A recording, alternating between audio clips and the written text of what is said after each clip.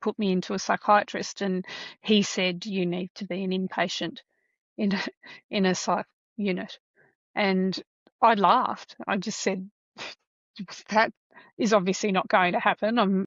When Julie Goodwin won the very first Australian MasterChef, she went from a complete unknown to a household name in a matter of weeks. Eventually, the enormous pressure of instant fame led to a breakdown. Today, Julie generously shares a story that very few people are willing to share. Quick heads up, topics on this channel can be a little challenging. Links to help and any other links you might need are in the description.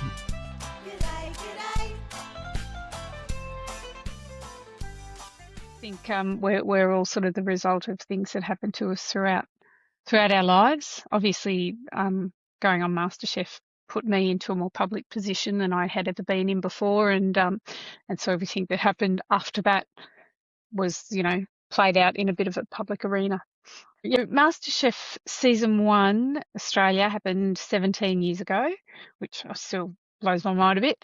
Was prior to going on, I was working in my small business with my husband. I had 3 little boys. When I applied, all 3 were in primary school. I used to love to cook, so I loved to cook for my friends on the weekend, and I cooked every night for my family, and that was just my creative outlet. Oh, what did you think you were applying to? Well, I'd been watching the UK version of MasterChef, which is a very civilized sort of a cooking competition, and that's kind of what I thought I was getting myself in for was something like, so I was watching people sort of turn up as home cooks and learn a few things and have some fun experiences.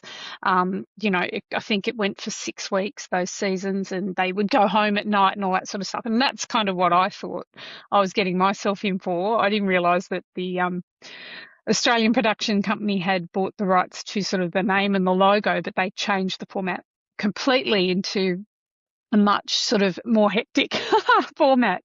And so, I don't think anybody really understood that this cooking show was going to grab the viewing audience the way it did.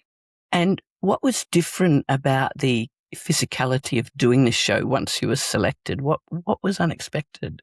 Oh, gosh, everything was unexpected. I didn't find out until I was down to about the top 36 or 37 out of 7,500 people that if I wanted to compete, I would have to live out of home. I would have to go and stay in a house and be separate from my family, and it actually wasn't until I moved into that house with the 19 other, contenders that I learned that they would take our phones away and keys and wallets and computers, and we were actually going to be in lockdown and isolated from our families and from our lives, really. I kind of had this idea that I'd, film during the day, and once I learned I'd be living out of home, I thought, oh, well, at least I can get onto my computer at night and get some of my work done and talk to the boys, talk to Mick and all that sort of stuff. But it was a fully immersive experience, which it needed to be. I mean, I couldn't have done those things even if I'd been given my computer, because the days were long and all of that sort of stuff. But we were very much isolated. It's changed now. It's not like that anymore. I think they understand that just creating all that external stress isn't necessary, because the cooking is quite stressful enough. Okay. So you're locked up in a house for how many weeks were you there? I was away from home for about 5 months. 5 months? Yeah. Wow. Yep. That's it was on air for 12 weeks, but it took longer than that to film. So you don't step out of the house until the show has aired? Yes. So what happened was we were filming for about 6 weeks when it started on air. And again, it's different now. They film it, they wrap it, it's in the can, and later it comes onto air altogether, so everyone's back home. But about 6 weeks into filming, so I remember we went away into the house in February, and it was the Easter long weekend of 2009 that it started on air. So it started on air and we were still in lockdown. We did see newspapers every now and again, but we didn't have time to watch TV or anything like that. We were filming until sort of night and then doing little interviews and stuff like that. So very long days and quite unaware really of what was going on in the outside world. And nothing much was going on in the outside world until it was sort of gaining momentum and gaining momentum. We didn't really know the extent of it at that stage. So the producers weren't coming back to you going, "Oh, it's really taking off," or anything? No, there was very much the idea of sort of keeping us in this bubble. And it's been explained to me since then that they actually do that. I think with a lot of reality TV shows is they try and keep the responses from the contestants, because if the contestants see themselves on screen or understand what's happening as they're being viewed, that they might change their authentic Yeah. behaviour, and they Yeah. didn't want that. They wanted us to just be our authentic selves. So at what time did you realise you were suddenly famous? There was one moment, and it was while I was still on the show, and it was we're getting towards the pointy end of it, and they took us out of the kitchen for a day to do some publicity. So we went and did it was like a glamour shot for a magazine, and they dressed us all up and they did hair and makeup and all that sort of stuff. And I had literally never had my makeup done professionally before I went on MasterChef. I did my own wedding makeup. I had never had my makeup done professionally. So that was all quite a strange sort of experience for me, to be sat there and have my hair sort of fussed over and different outfits tried on and all that sort of stuff. And as we were leaving that photo shoot, so that was kind of, oh gosh, this is weird, you know.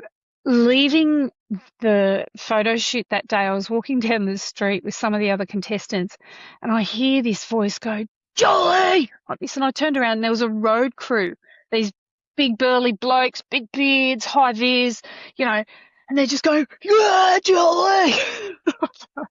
What is happening? And that was the first moment where I thought, oh gosh, people are watching this TV show. So it was a very surreal moment for me. If you'd like another reason to smile every month, sign up to my Time to Smile newsletter. Find it in the show notes. So you walk out of the show at the end of it, having had a little glimpse that there was some attention, but no one's really got a big idea of just how perfectly MasterChef landed in Australia and how hungry the audience here was for it. Yeah, I mean, towards the end we knew, because, you know, we were getting the newspapers in the morning, and it was on the front page like over and over again. It's like, what? This is a TV show. What's happening in the world, you know?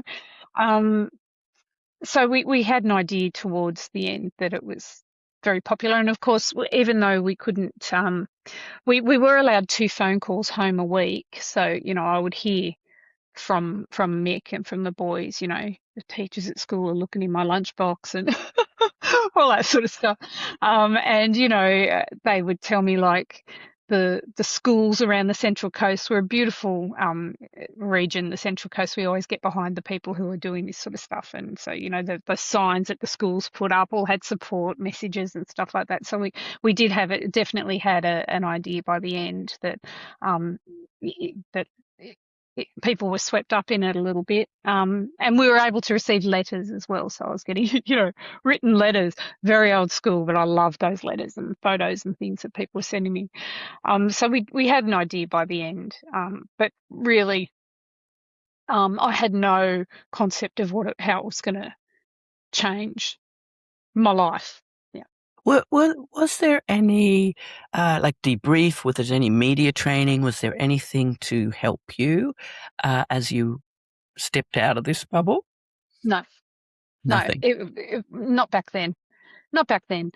You know, again, nowadays it's a different production. I think there's a lot more knowledge and awareness around, you know, workplace practices and acknowledging that that is a workplace. There's a lot more concern about contestant welfare and mental health and all those sorts of things. But back then it was, you know, we were just sort of sent off into the new world. It's amazing. So what happened? You come home and what happens? Oh, after I left MasterChef, it was a whirlwind. It was amazing. There was a lot of stuff going on for me behind the scenes. My beautiful nan and my mother-in-law both passed away very shortly after that finale went to air. So I was dealing with, grief and the grief of my children, my family, at that time. But at the same time, I was, offered a role with Women's Weekly as a columnist, which, the biggest magazine food title in Australia at the time and iconic, so to receive that invitation was blew my mind. I ended up on the Today Show as their resident cook. I had a cookbook I had to write. I was doing appearances and endorsements and travel and all sorts of stuff was going on. So life became very, very busy in a whole new way. I was no longer working in my family business. Obviously, I didn't have the time for that. I was all over the shop, and it was amazing. And the experiences and the opportunities and sort of the travel and the people I got to introduce my kids to, the things that I could do for them all were absolutely just it was beautiful in its way. It was really special, and I've actually never in the whole time stopped being grateful for all the amazing experiences and opportunities that TV show brought to my family. Yeah. I imagine it also brought some internal conflict because you're a mum and you've got these little boys who need you, and yet you've got this other whole world suddenly happening. That must have been very disruptive to the pattern you'd previously had. Yeah, it was a complete change, and I think that mums, no matter what we do, no matter what we want to get involved in, what line of work we take up, there's that guilt there. What if I'm not giving enough to my family? But the reality was that I ended up, and as years went by and I took on more, and I was frightened to say no to things because I thought Yeah. my opportunities would all dry up. Life did become very unbalanced, and I wasn't there was I mean, I didn't even know what self-care meant. I didn't know what slowing down meant. I thought if I pass up any of these opportunities, this whole thing's going to disappear. So I've got to make hay while the sun shines. I've got to keep going, keep pushing, and that added on to the other things that had sort of plagued me throughout my life. It just all resulted in a bit of a collapse. So tell me about the collapse. What were the first signs that you were having issues you weren't addressing? Oh, look, I think the mental signs I happily ignored, things like just a loss of motivation, a loss of joy, um, and those signs started to become very physical. I was tired all of the time. I cried a lot, and then when I didn't pay any attention to those signs and symptoms, it started to get even more like just actual physical illness. So my guts were in a turmoil, and I got a constantly ulcerated mouth and sores on my head, and I had shakes, and I had tinnitus, and I had dizzy spells, and I had just a litany, rashes, just a litany of conditions that no doctor could figure out where it was coming from, until a doctor sort of finally said to me, you've got um, severe depression and severe generalized anxiety disorder, and we need to sort this out. And that's when I sort of thought, okay, maybe I need to start listening to people. Yeah. What were your first steps to get some help? Look, I didn't really take many steps at all. I went and saw a GP when I was finding it actually physically difficult to do the work that I needed to do. And at this point, I was on the radio doing breakfast radio, which is a very brutal early start, and also running my cooking school, which between those two full-time jobs, I was working 7 days a week, and from very early in the morning till very late at night. So, and I was finding myself sort of physically incapable of continuing the routine. And so I ended up at my GP, who diagnosed me with depression and put me on an antidepressant. That was it. That was all I did. And that antidepressant worked for me for 6 months, and then it stopped. And when it stopped like hard. It just stopped working, and I was right back to square one. And I thought, oh, well, that was pointless, and just carried on. And so I didn't really ask for help, and I reached a critical point where the dark thoughts became the primary ones, and, I found myself right on the precipice. And that was when my husband said, I can't handle this. We need to get some help. And he took me to hospital. And did you end up staying in hospital? Yeah, I'll never forget. I'll never forget being in this hospital, seeing the acute care team, the mental health team, and then they sort of sent me home and came out to see me at home, and then they put me into a psychiatrist, and he said, you need to be an inpatient in a psych unit. And I laughed. I just said, that is obviously not going to happen. This was during the Christmas break of radio. I said, I'm back on air in a few days, and I've got clients coming to my kitchen. So, next suggestion, please.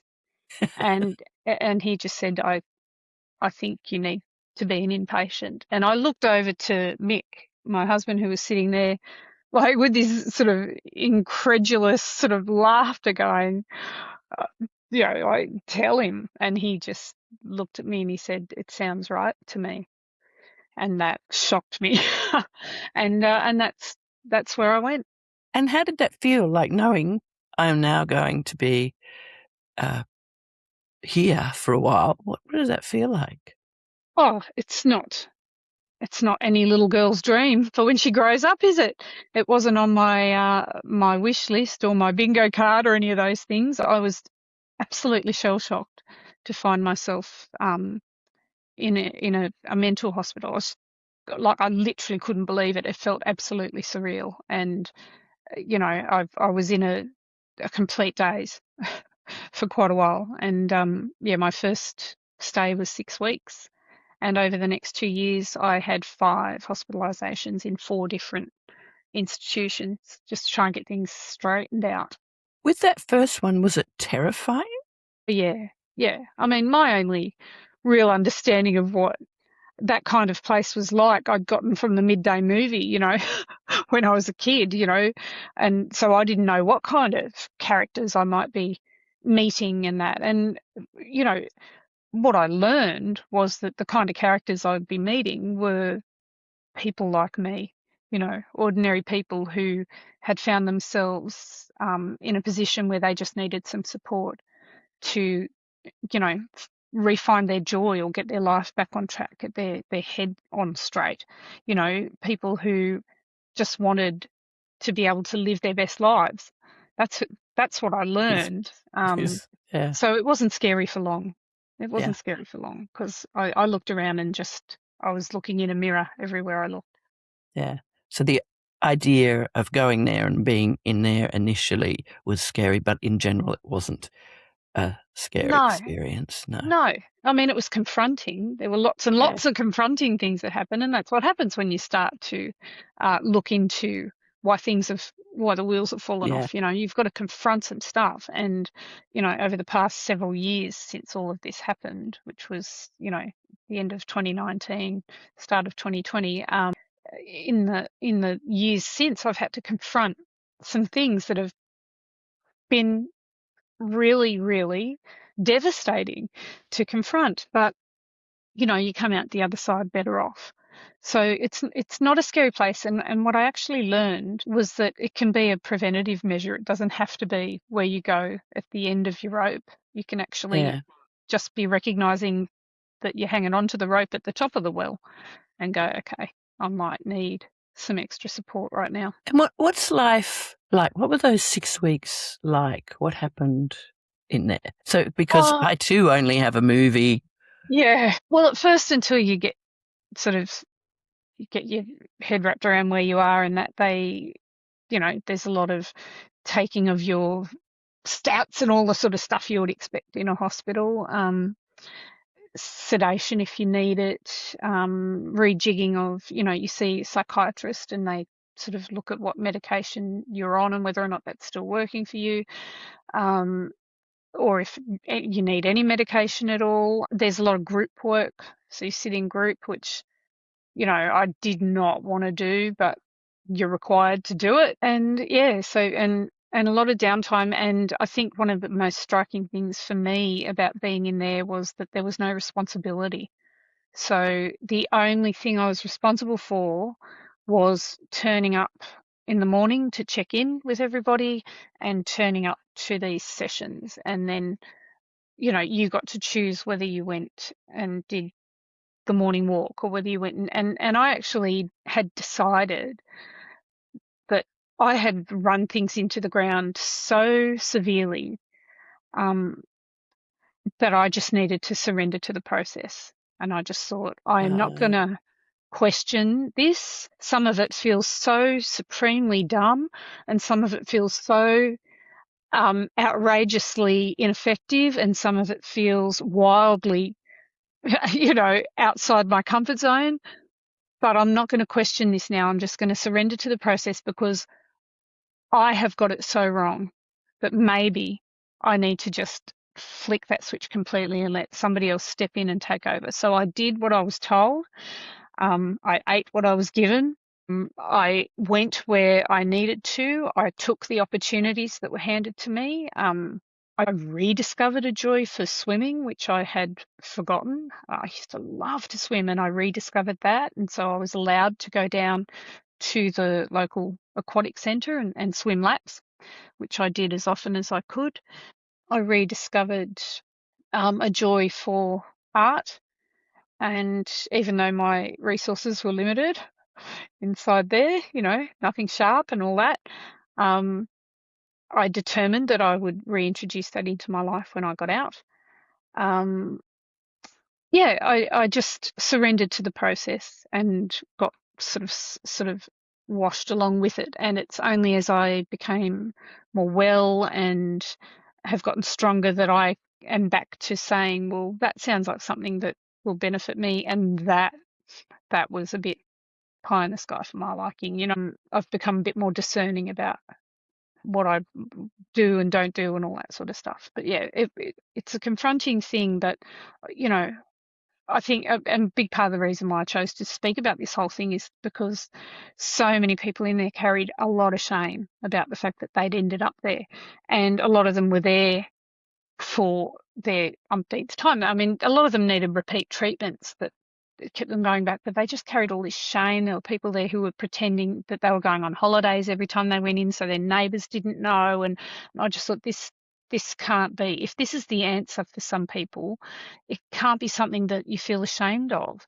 It's got to be, I'm here actually trying to create a better life, and if I'm well, I'm creating a better life for everybody who loves me as well.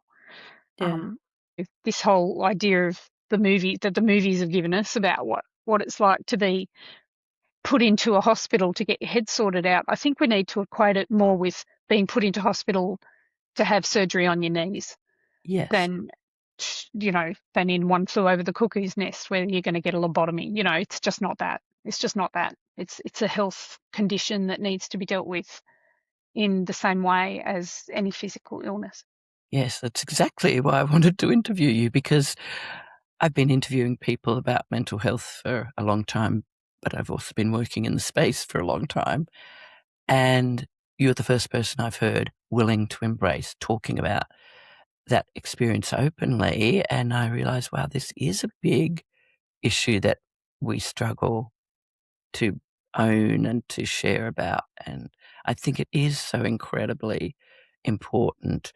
So, in that first 6 weeks, what shifted there? You've come back to loving a couple of things that were missing. What else shifted? And then what happened when you went home? Well, I was told all the things that I ought to do to be well, and I took them on board. As I said, I'd surrendered to this process, and I knew it was nutrition, it was exercise, it was, time, time in nature, time off work. I had to make the decision to leave my radio program, so I resigned.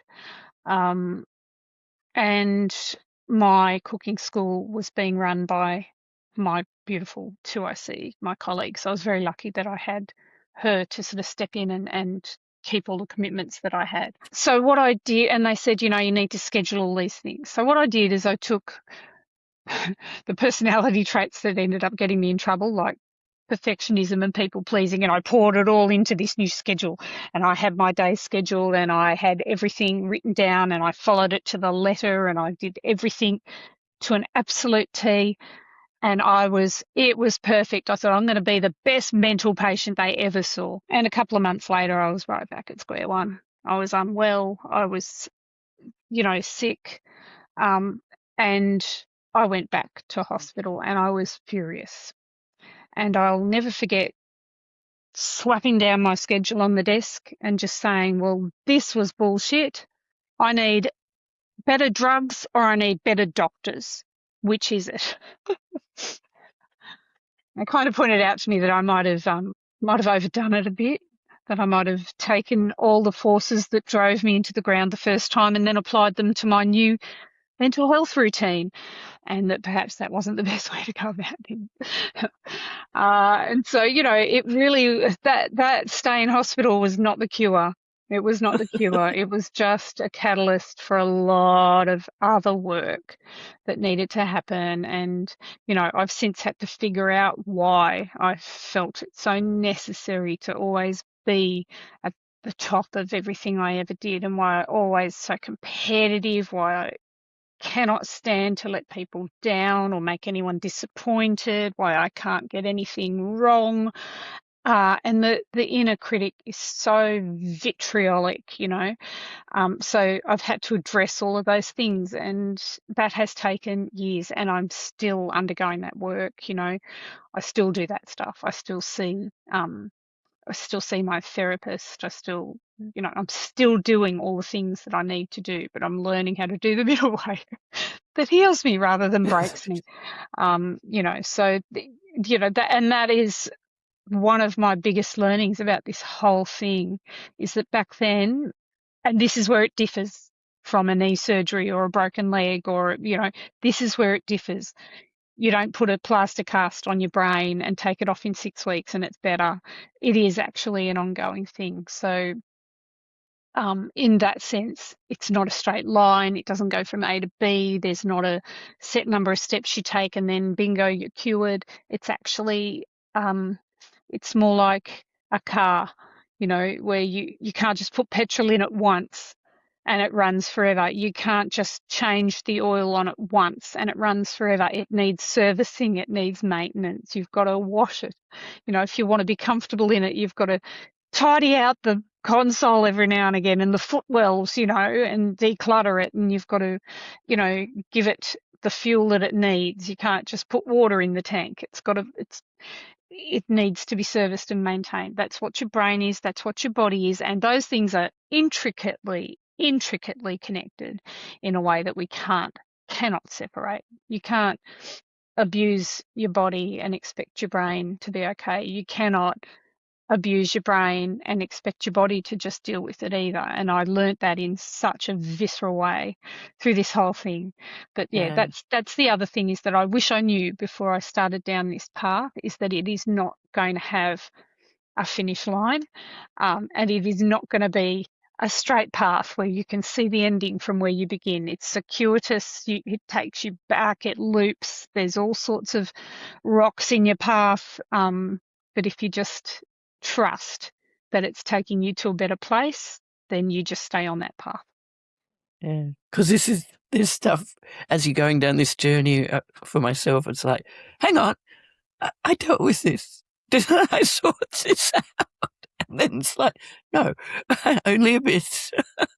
And sometimes I'll be speaking to Heather, who's my psychologist, and I'll be halfway through what I'm saying to her, and I'll be like, oh God, I can hear it.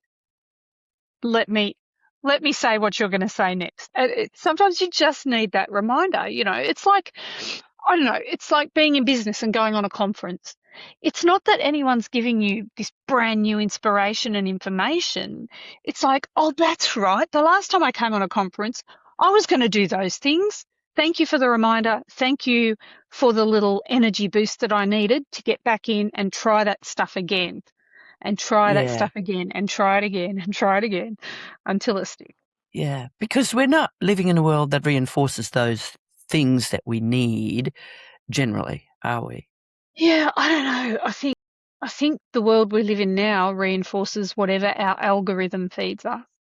Yeah. And, I think we need to be pretty cautious about what we allow into that feed, Yeah. because there's very few of us that aren't being fed. You talk about self-fulfilling prophecies. Well, that happens in very real time on social media. And it's rapid, man. It is rapid. As soon as you spend a little bit longer delving into a subject, all of a sudden it's all you see. So I would It's suggest that we crazy. get off those things and out into the real world, Yeah. Yeah. frequently. Frequently. Yeah. It certainly keeps you honest when you're talking to other people about what they ought to do. And I've never really wanted to be prescriptive to anybody, and I'm still very careful when I speak to say these are the things that have helped me. What you need is to find the things that will help you. And this is why I've never named any of the medications that I've been on, because some of them stopped working, and I don't want to turn anyone off that medication, because it may be the thing that helps you. I don't want to say you have to do A, B, and C. You have to consume this and you have to stop consuming that, and you have to, do these exact things, because we are all different. We're all different ages, different stages, different capabilities. Like even to say, you need to move your body for this long every day. Well, when I had 3 children under 3 and my husband was commuting to Sydney and I didn't see him for 12 hours every day, if someone had said to me, you've just got to find 20 minutes, I'd be like, I haven't got out of my pajamas yet today. When am I going to find 20 minutes where I can leave those 3 unsupervised? And, so I'm really careful about being prescriptive, because it's not fair. It's not fair to do that. And we don't all have the same 24 hours, and we don't all have the same physical capabilities. And I find myself at this moment, and I'm grateful and I'm conscious of it, in what is really a golden era. So my children are grown. They still need me enough for me to feel needed, but they don't need me physically every single minute of every single day like they did when they were babies. My parents are independently living and healthy and wonderful, so I am not a carer for them either. So I'm experiencing a period of freedom in my life like I haven't before, and I probably never will again. I am of the physical health that allows me to get out and do the things that I need to do for my mental health. I Yeah. am privileged enough to be able to afford a gym membership, to be able to afford ongoing mental health support. Not everyone has that, and that is a problem that needs to be addressed. We're luckier in this country than some others are, but Yeah, there's definitely. still a massive gap in those services, and it needs to be dealt with in the same way as a lot of other ailments and issues are. So I'm not going to sit here and tell anyone what they should do, because we have our own period of life that we're in, that we need to fit things around that. What I would say to anyone, and it doesn't sort of matter where you are in your life, is to please pay attention to what's going on in your own body, in your own mind. If you're losing joy for things you used to love, if you're feeling like it's harder and harder to get out of bed, if you're waking up with no reason to feel excited day after day after day after day, like some days you're not going to feel excited, but more days than not, you need to wake up looking forward to something about your day. If you're at a point where you are not looking forward to facing anything, pay attention to that. Get curious about that. If you are questioning yourself about, why do I have to keep doing this job every day? Why can't I go to sleep unless I have a drink? If you get curious about those things, explore them a little bit. If you have weird physical stuff going on that the doctors can't explain, weird and it could be any kind of weird gut problems, issues with pain, weird pains that they can't explain. Get curious about it and start taking a holistic view of it. There's some of that stress actually can cause so many symptoms, Yeah. Get curious about it. Go see your doctor. Find out if it is hormonal. Find out if it is mental health. Find out if it is stress related. Find out if it is a purely physical thing that one little adjustment in your life might fix. Just get curious about changes in your life, and maybe you'll head off some of the disastrous crap that I had to go through before I started to get better. Yeah. Is there one thing that you found particularly useful for you? Yeah, look, I think that probably the first pillar of health, mental and physical, that I think we all can relate to is sleep. Yeah. And it's one of the first things that gets disrupted when you're unwell. And it's one of the things that there are so many little tiny things you can do to start down the road of improving that. And that until your sleep is okay, everything else is harder. Yeah. So, again, there's no silver bullet. There's no one thing. Yeah. Nothing works in isolation. No. But if your sleep is crappy, everything else is harder. It's harder to get out of bed. It's harder to exercise. It's harder to make good decisions when your mind is exhausted. Everything is harder. So I would say it is one of the almost the easiest things to start to fix, because I think that there's nobody on earth who does everything perfectly when it comes to Yeah, bedtime, but there are sure. lots of things you can do to turn that into a ritual that becomes really healing and soothing, and that increases the quality of your sleep. Um, so I would say if you were to focus on one thing, maybe try getting that one thing. And that doesn't have to be an overwhelming amount of changes all in one day. Yeah. It might be as simple as set one bedtime. It might be as simple as, put the phone down an hour prior to bed. It might be, taking a melatonin supplement as the sun goes down. Just one little thing that you can do.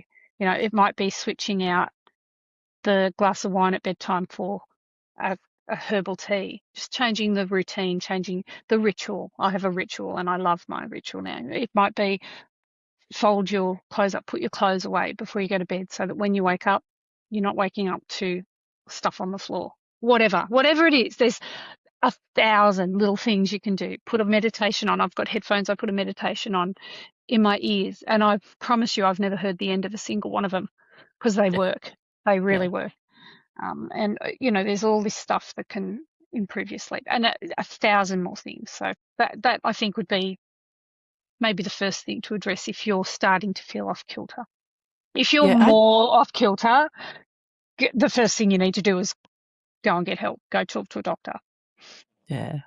Yeah. I think I realized sleep was an issue for me quite early on, and I started writing all the things that were bothering me that was down, and that would help Yeah. with getting to sleep, was to get some of them out of my brain. Yeah. Turning Yeah. your brain off the track it gets on, I think, can be really Yeah. key. That Yeah. that's what I needed to do, because and it's not even necessarily worries. It's just stuff, and just Yeah. little train goes zoom zoom zoom zoom around the track, and I've got to derail it Yeah. to get back to sleep. And so sometimes, and it's not the same every night. Sometimes that is a meditation like yoga nidra, where you've got to tense your pinky toe muscle and relax it, then tense your arch of your foot, and then and it just gets your head, oh God, how do I do my arch of my foot on its own? And you're thinking about that, and again, I've never made it all the way to my head, because or it might be a story. There's bedtime stories. There's I for me, just white noise or whatever doesn't work, because No.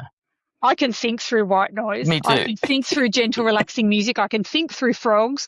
I've just got frogs in the background of the train going round and around the track. But if I need to follow a story or follow instructions, that can get my head right out of what I was worried about. And again, I barely ever get to the end of it, because that just short circuits that thing. I read a book on the power of words, and so I started wondering, would certain words help you sleep? So I did a bit of experiment and just said a whole bunch of kind of positive words that were unrelated and fell asleep really quickly.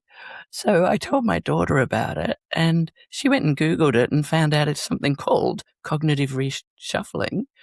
Oh, wow. And it's used in the military, and it doesn't need to be positive words. It just needs to be any words that you Wow. just say randomly, and it just shuts it all off because there's no connections.